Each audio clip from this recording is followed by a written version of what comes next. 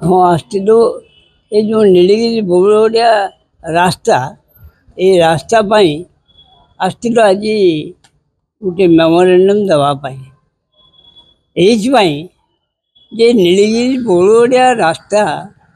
आपणकर निर्भर करे 5टी पंचायत जीवन जीविकार प्रथम काम हो सड़क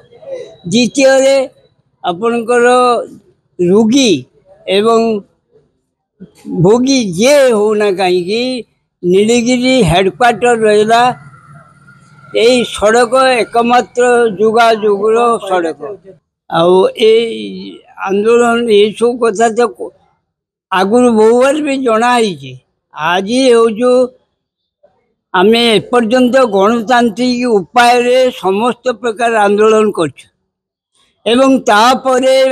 अतीत मोर है 88 वर्ष 62 वर्ष मो राजनीति विषय देखी नीलगिरी अतीत किभली भाव कम्युनिस्ट पार्टी भारतीय कम्युनिस्ट पार्टी ता आंदोलन करी दाबी आदाय करछि से इतिहास मु देखी मो इतिहास भी खोलिकी देखिए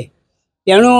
आम ठीक करछे यहीटा हूँ शेष गणतांत्रिक आंदोलन कारण आगामी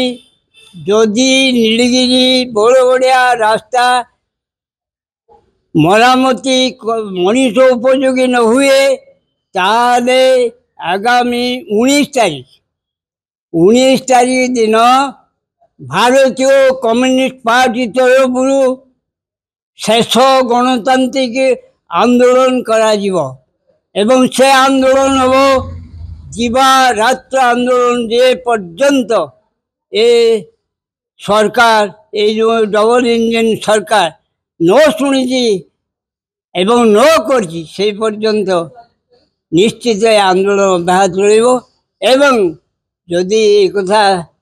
न शुणती आम समस्त अनुरोध कर प्रतिनिधि मान को अनुरोध कर सब दल को अनुरोध कर आम अवस्था बुझंतु एवं समस्त हस्तक्षेप करंतु जदि न हुए शेष कथा है आईन अन्य को बाध्य भारतीय कम्युनिस्ट पार्टी जीव।